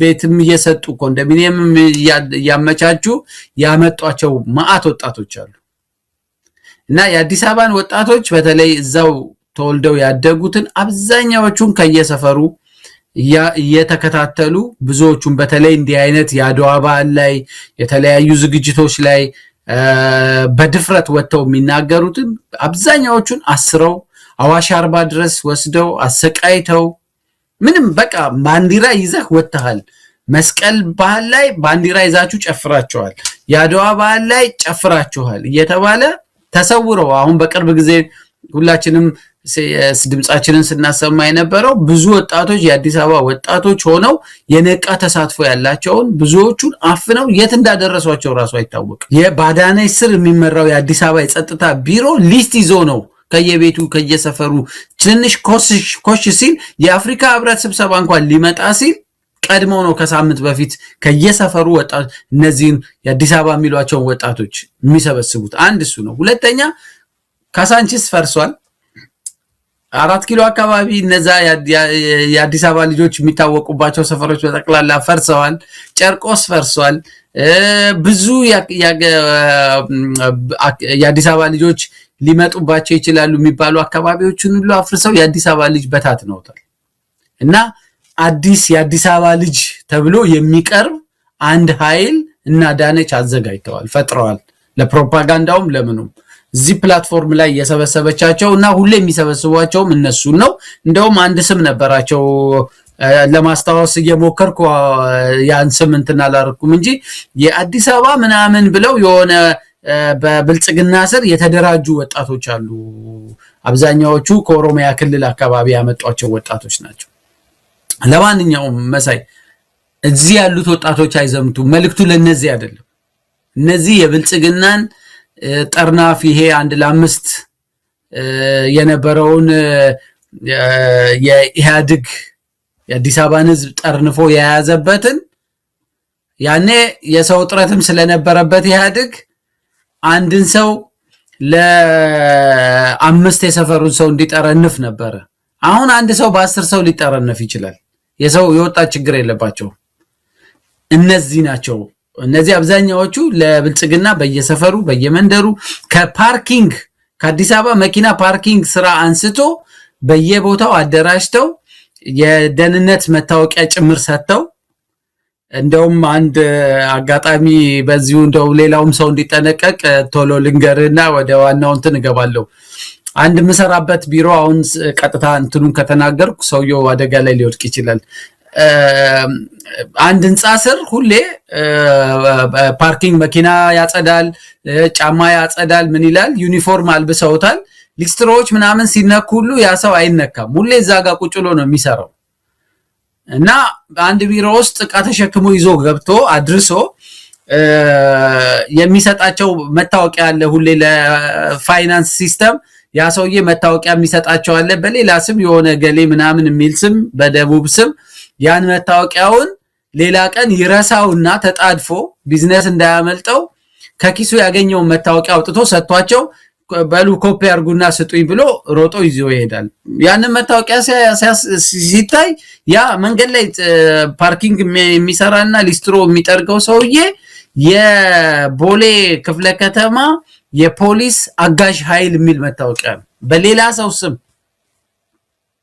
ያ የቆየውን መታወቂያ አምጥተው ይሄኛውን መታወቂያ ቁጭ ብለን ስናየው ሰውየው ሁለት ስም አለው በአንደኛው ኖርማል ስም አለው በዚህኛው ደግሞ የፖሊስ አጋዥ ኃይል ነው እሁድ እዛ አካባቢ ያየውን ነገር ሁሉ ሄዶ ለአካባቢው ፖሊስ ሪፖርት ያደርጋል እነዚህ አይነት ወጣቶች ናቸው አሁን እዚህ የተሰበሰቡት አይዘምቱም መልክቷ ነገ እና አብይ ያዘጋጁ ላሉት ጦርነት የኢትዮጵያን የደሃ ልጆች ወጣቶች ለመማገድ አሁንም ምንም ሚራራ ልብ እንደሌላቸው ጭምር ነውና የዝግጅት ነው የቀጣዩ ጦርነት ዝግጅት ነው ይሄንን ነገ መልሳ መስቀል አደባባይ ላይ ወጣቶችን በአውቶቡስ ጭነው ያፈሷቸው ልጆች ሲወስዱ መልሳ የምታረገው ንግግር ነው መሳይ ያሬድ ቀደም ሲል ያልኩ ነገር ነው እንግዲህ የአዲስ አበባ ወጣቶች የሚለው በእነዚህ ወጣቶች የአዲስ አበባ ወጣት ሲገለጽ ምናልባት እነዚህ አይመለከታቸውም አዲስ አበባ የነሱ አይደለም የሚል አይደለም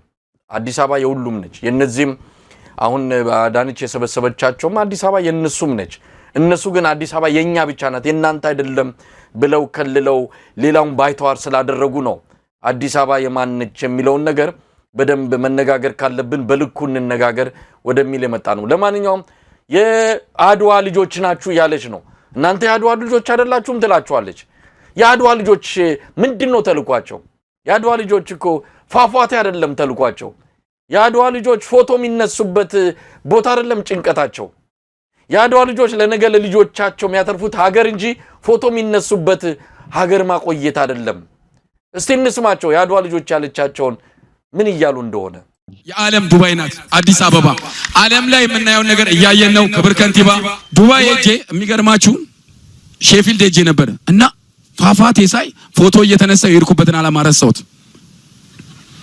በቃ ብርቅ ሆኖብኝ ዛሬ ልጆቼ ብርቅ አይሆንባቸውም የትኛውም ዓለም ቢሄዱ ይሄ ትውልድ ብዙ አድዋዎች አሉት አባይ የጠብታዎች ድምር ውጤት የአንድነታችን የህብረታችን ውጤት ነው አባይ አለን ኮይሻን እየሰራን ነው በዚህ የማዳበሪያ በዛኛው ነዳጅ አለን ስለዚህ የኛ አድዋ አንድ አይሆንም ያሬድ እነዚህ ልጆች ያሳዝናሉ ወጣቶች ናቸው ምናልባት እድሜያቸውን አናቅም ግን አሁን ይሄ ዱባይ ሄጄ ፏፏቴ አይቼ መጣው ፎቶ የተነሳው የሚሄድበትን ጉዳይ ረሳው አሁን እኮ የለም በቃ ዱባይ አልሄድም ይኸው ለልጆቼም የሚተርፍ ፎቶ መነሻ ቦታ አዲስ አበባ ተሰርቶልኛል ነው የሚለው ይሄን ቃል በቃል አብይ ብሉታል በነገራችን ላይ አብይ አህመድ ከዚህ በኋላ ሌላ ሀገር ሄዳችሁ ፎቶ ለመነሳት እንትን አትሉም ይሄው ፎቶ መነሻ ለሰርግ ራሱ አለ ለሰርግ የምትነሱበትን ቦታ በደንብ አርገን አስውበን አስቀምጠናል ያለው የአብይን ንግግር ነው መልሶ የተናገረው ወጣት የራሱን ጭንቅላት አልተጠቀመም ያሳዝናል እነዚህ ወጣቶች የነገ ኢትዮጵያ ተረካቢ ናቸው እና አብይ አህመድ ግን ጭንቅላታቸውን መጣው የነሱን ይሄ የዘረኝነትና የበታችነት ስሜት ያለበትን ትርክት ነው ጭንቅላታቸው ውስጥ የተቀጠቁት አው በእውነት ለመናገር አንድ ጥሩ ነገር ያነሳው አዲስ አበባ የጥቂት ወጣቶች ብቻ ሳይሆን የመላው ኢትዮጵያ ከአፋርም ከጋምቤላም ከትግራይም ከየትኛውም የሀገሪቷ ክፍል ከጎንደርም ይምጣ የሁሉም ኢትዮጵያ ዋና ከተማ ነች ግን በፖለቲካሊ እየተሰሩ ያሉት ሜዳ ላይ ያሉት ነገሮች ግን እውነታውን እሱ አይደለም የሚያሳዩት አንዳንድ ወጣቶች እኮ ለበዓል እኮ ካንዲ ያከሪቱ አቅጣጫ ብቻ የሚመጣ መንገድ ተዘግቶ ይሄ በዓል እስኪያልፍ ወደ አዲስ አበባ መግባት አትችሉም ለምንድነው አዲስ አበባ የምትሄዱት ተብለው ኢንተሮጌት የሚደረጉ የሚሳደዱ የሚዋከቡ ወደ አዲስ አበባ መግባት አትችሉም ተብለው ከባስ ላይ ተለይተው እንዲወርዱ ወደ መጡበት እንዲመለሱ የሚደረጉ ወጣቶች ያሉበት ሀገር ነው በተለይ ከአማራ ክልል የሚመጡ ወጣቶች አንዳንድ ጊዜ ከተማዋ ውስጥ የሆነ ችግር ሲኖር ከደቡብ አካባቢ አሁን በብዛት መተው በተለያየ ስራ ላይ የሚሰማሩ ወጣቶች አሉ ይታፈሳሉ ስለዚህ የለየለት ይሄ ዜጎችን በዋና ከተማቸው የባለቤትነት ስሜት እንዳይኖራቸው የማረጉ ነገር አንድ ነገር ነው ከአድዋው በዓል ጋር ግን አያይዘን እንትን ስናረግ የአድዋን መንፈስ አድዋ የአፍሪካ ድል ነው ካልክ ያን መንፈስ እንዴት በዛ በመላው አፍሪካ ውስጥ ኢትዮጵያውያኖች የሰላም ወዳድ መሆናችንን በህግ የበላይነት ምናምን በፍትህ ምናምን በፍታዊነት ምናምን ሞዴል ሀገር መሆኗንም የምታሳይበት ግፍን ወረራን ማትቀበል ሀገር መሆኗን የምታሳይበት በዓል ነው። ስለዚህ አዛው ላይ አዳነች የተጋጨ ነገር ነው የምታናገረው። አንደኛ በወጣቶቹን በር ተዘጋግቶበት የሚኖር ወጣት የለም ብላ ጥሪ ስታረግ ተዘጋጁ ነው። በጉልበት ለምናረገው ወረራ ተዘጋጁ ነው። ግን ደግሞ እሱ ንግግሯ ኮት እንዳይደረግ በዓለም አቀፍ ህግ የታሪክ ማስረጃ አለ። በቃ በዓለም አቀፍ ህግ ጉዳዩን ይዘ የምትከራከር ከሆነ ወጣቶችን የምትቀሰቅስበት ምንም አግባብ የለም። ወጣቶቹ ናቸው በዓለም አቀፍ ህግ የሚከራከሩት አይደለም። ስለዚህ ለማስመሰል ሞከረች እንጂ ጥሪው ማርሻሉም ፕሬዝዳንቱም ደጋግመው ያሉት ተወደደም ተጠላም በጉልበት አሰብን እንይዛለን ነው። ይሄ ወረራ ነው። አሁን ባለው በዓለም አቀፍ ህግ ወረራ ስለ ዓለም አቀፍ ህግ እያወራች ዓለም አቀፍ ህግን ሊጥስ የሚችል የወራሪ ኃይል ለማደራጀት ነው ጥሪዋ ራሱ። ንግግሯም ያንን ነው መልእክት የሚያስተላልፈው እንጂ የሚያሳዝነው ምናልባት እዚህ ላይ አብረን እንድታየው ነው ችግሩ። ይሄን የወረራ አጀንዳዋን የመንግስቷን አጀንዳ የአብይ አህመድ አጀንዳን ከአድዋ ታላቅ የወረራን መመከት ጋር አትደበላልቀው። ይሄ ታሪክ መበረዝ ነው። ለወጣቱ የአድዋ በዓል ወረራን መመከት እንጂ ወረራን መፈጸም አይደለም። እናንተ የአድዋ ልጆች ናችሁ ተዘግቶብን አንቀርም ብላ እንዲህ አይነት ቅስቀሳ ስታደርግ የምታስተላልፈው መልእክት ለልጅ የሚተላለፍ ነው። አድዋ ወረራን የመመከት እንጂ የሌላን ሀገር ምንም ይሁን ምን ሄዶ የመውረር አይደለም። ከዚህ ጋር እያጣቀሰችና እያደበላለቀች የምትናገረውን ነገር በደንብ ወጣቱ ትውልድ መረዳ ደጋፊዎችም ጭምር የብልጽግና ደጋፊዎች ምክንያቱን ካመኑበት ተልኮውን ካመኑበት በተለየ የብልጽግና ተልኮ መሄድ ይችላሉ። አድዋን ግን ጠቅሰው መሄድ አይችሉም። አድዋ የወረራ ታሪክ አይደለም። አዳነች ይህንን ስላለች አድዋ እኮ አሁን ሄደን በነገራችን ላይ አዳዲስ ፕሮግራሞች እየተሰሩ ነው በኢትዮጵያ ቴሌቪዥን ላይ የሚቀጥለውም የአድዋ በዓል በባህር በራችን የሚል።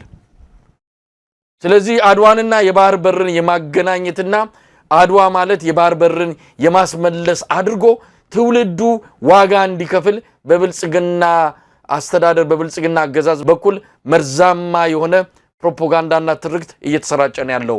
ያሬድ ይሄ ብልጽግና ውስጥ አንድ ስር የሰደደ ችግር ያለው ምንድነው? እንደ ሀገር ነው አሁን አሰብን ራሱ በጉልበት እናስመልሳለን የሚሉት እንጂ እኮ በክልል ደረጃ ደግሞ ወርደ በብሔርም ይሄንን አካባቢ ከነገሌ ነፃ መውጣት አለብን።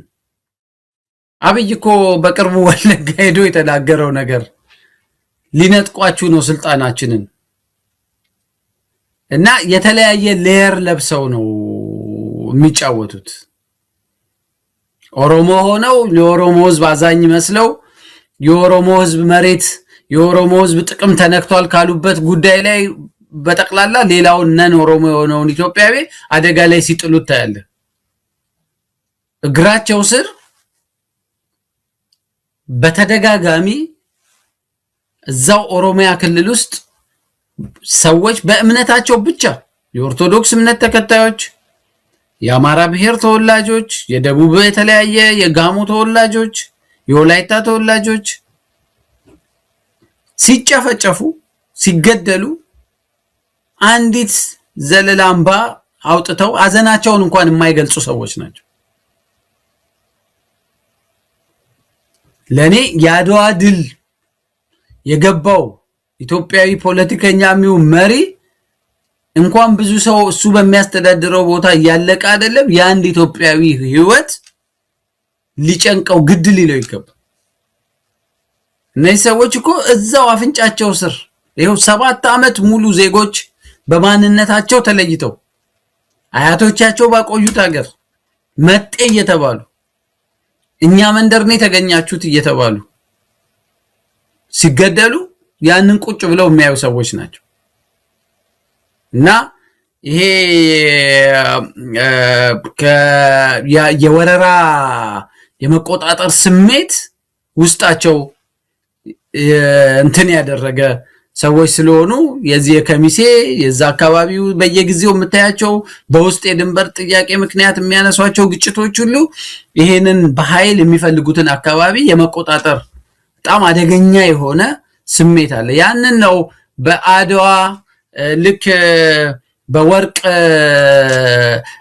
የተለበጠ መርዝ ይዘህ እንደ መቅረብ ማለት ነው። አድዋን የዚህ አደገኛ የሆነ እሳቢያቸውን በአድዋ ባህል ለውሰው ወጣቱን በዛ ሊቀሰቅሱ ነው የፈለጉት። በመጀመሪያ ቅድም እንዳልከው እኔም አስምሬ አስረግጬ መናገር እንፈልገው ኢትዮጵያ የባህር በር ያስፈልጋታል።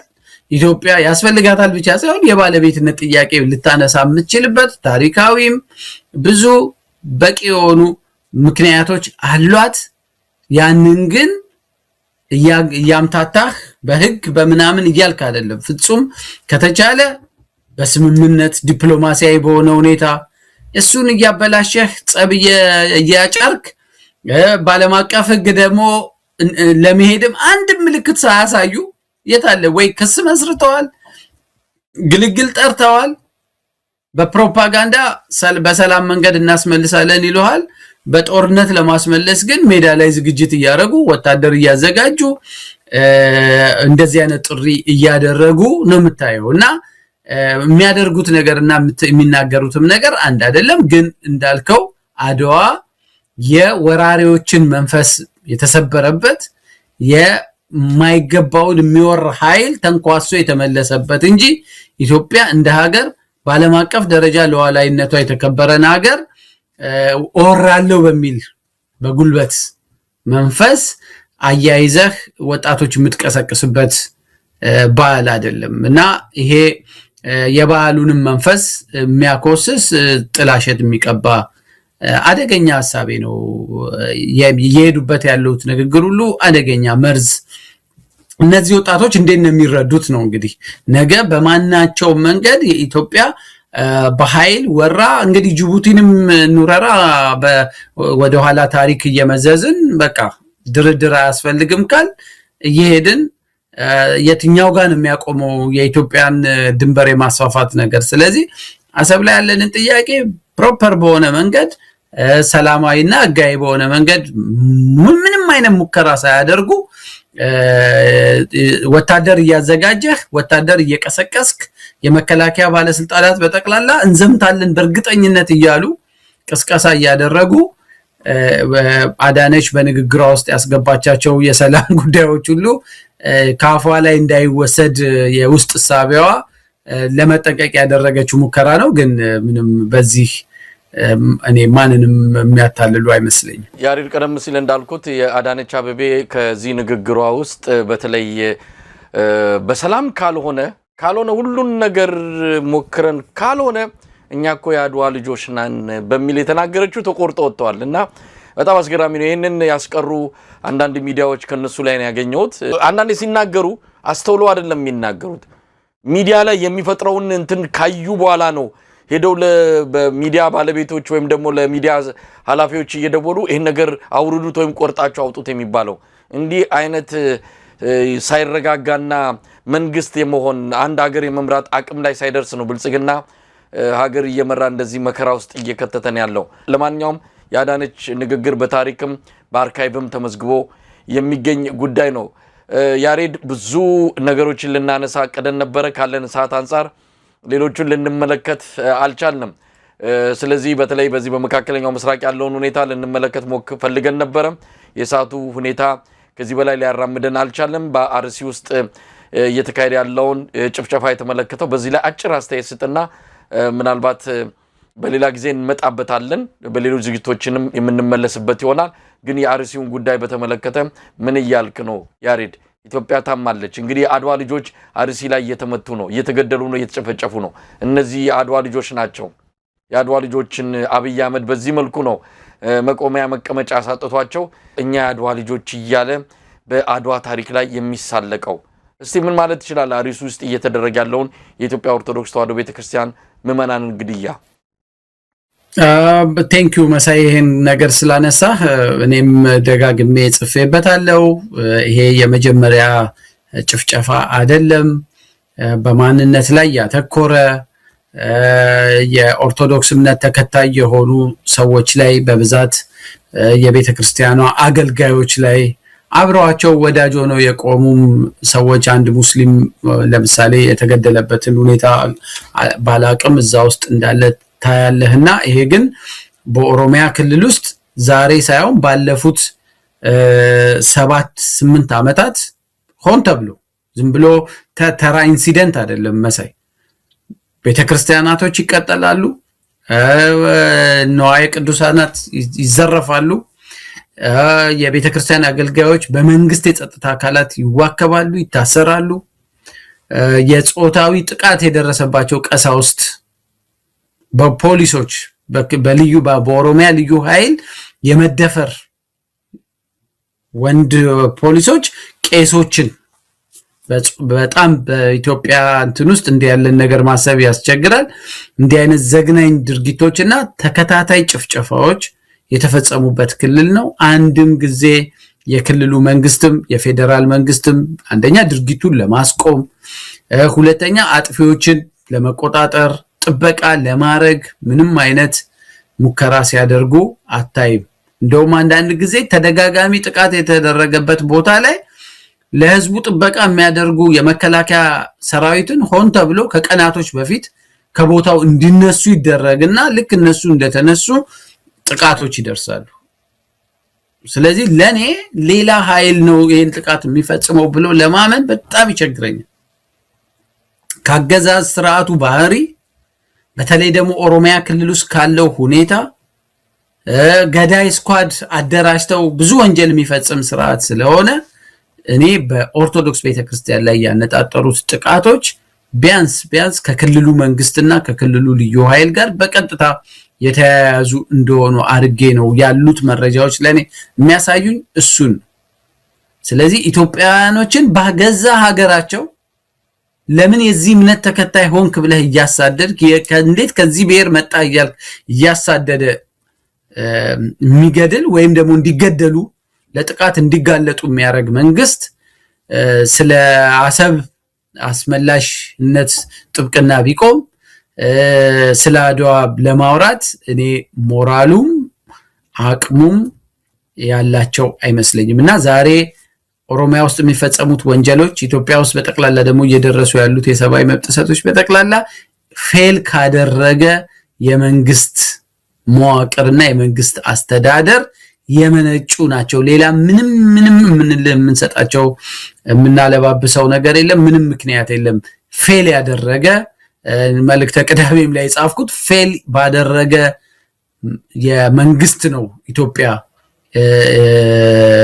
እጅ ላይ ነው የወደቀችውና ይሄ ሁሉ መከራ የሚወርድብን በዛ ምክንያት ነው ምላሹም አጭር ነው የኢትዮጵያ ህዝብ በማናቸው ማግባብ ይሄ ከዚህ ስርዓት ኢትዮጵያን ነፃ ማውጣት ብቻ ነው መፍትሄ ሊሆን የሚችለው መሰለኝ ያሬድ ቀደም ሲል ያሳየውት ቪዲዮ ባጭሩ የመጣልን ከዛው ከአርሲ አካባቢ ነው ኢትዮጵያዊነት እንግዲህ እንደዚህ ጭንቅ ሆኗል መከራ ሆኗል ይሄ ህዝብ ወዴት እንደሚሄድ አቅም መራ እየተራወጠን ያለው ነፍሱን ለማዳን ነው እንዲምታየው በየቦታው እናት ህፃናት ልጆች እንዲያን መከራ ውስጥ የገቡት ነፍሳቸውን ለማትረፍ ነው አብይ አህመድ እንዲያነት ኢትዮጵያ ፈጥሮ ነው እንግዲህ እንዲያነት ኢትዮጵያ ላይ ሆኖ ነው የአድዋ በዓል የአድዋ ወራሾች ባዳ ባንዳ አቋም ይያለ እንዲህ በህዝብ ህይወት ላይ ይቀልድ ያለው ለይሄን ስርዓት ለአንድ ቀን ቤተ መንግስት እንዲቆይ ማድረግ የለብንም በመንችለው አቅም በጥፍራችንም በጥርሳችንም ቢሆን ይሄን ትግል አጠናክረን ይሄን ስርዓት ከመታገልና ከማስወገድ ውጪ ለኢትዮጵያውያን የመጣ ሌላ ምንም አይነት የቤት ስራ የለም ይሄ ነው የቤት ስራችን ሌላ አጀንዳ ሌላ ብዙ ነገር በተከታይነት ሊመጡ ይችላሉ ከየትኛውም አጀንዳ ግን አብይ አህመድ የሚባልን አገዛዝና ስርዓት ከቤተ መንግስት ፈንቅሎ ኢትዮጵያንን ይሄ አሁን ቀደም ሲል እንዳየነውና በየቦታው እንደሚጨፈጨፉት አይነት ይህንን ዘመን ይህንን ምዕራፍ እንዲያበቃ ከማድረግ የሚቀድም ሌላ አጀንዳ ሊኖረን አይገባም እዚህ ላይ መስማማት ነው ያለብን ያሬድ እንደው ማጠቃላይ ሐሳብ ስጥና ዝግጅታችንን እናብቃ እኔ ከዚህ አገዛዝ ስርዓት ጋር ምርጫ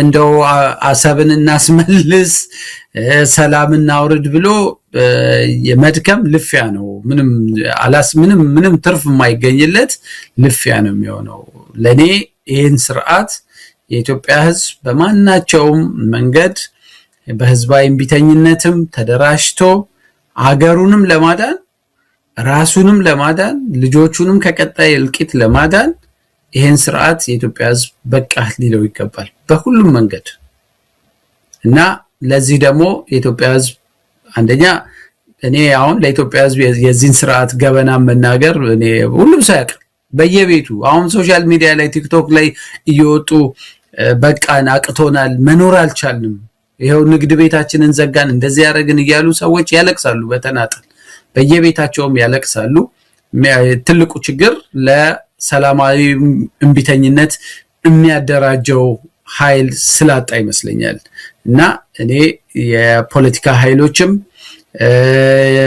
ለውጥ ፈላጊ የሆኑ ኃይሎችም ማተኮር ያለባቸው ኢትዮጵያን ለማዳን የዚህን ስርዓት እድሜ አሳጥሮ ቶሎ መሰረታዊ ስር ነቀል የሆነ የፖለቲካ ለውጥ መጥቶ ኢትዮጵያ ወደ ሽግግር ስርዓት ካላቀናች ዛሬ ካየናቸው ግፎች ዛሬ ካየነው መበጥበጥ በብዙ ጥፍ የላቀ ቶሎ ማይቀለበስ ቀውስ ውስጥ ነው የምንገባው እሳቱ ልክ የኑሮ ውድነቱ በየቤቱ እንደገባው በሪል ላይፍ ሚለበልበው እሳትና ግድያ በየቤቱ ይመጣል መሳይ ያሬድ በጣም አመሰግናለሁ እንግዲህ በአድዋ በዓል ላይ አተኩረን እንደዚሁ በተለያዩ ጉዳዮች ላይ ተወሰነ ቆይታ ያደረግንበት የዛሬው ልዩ የአንከር መረጃ ክፍለ ጊዜ ይህንን ይመስላል በጣም ነው የማመሰግንህ ያሬድ እስጌር ይስጥልን መሳይ እኔም አመሰግናለሁ ተመልካቾቻችን በድጋሚ እንኳን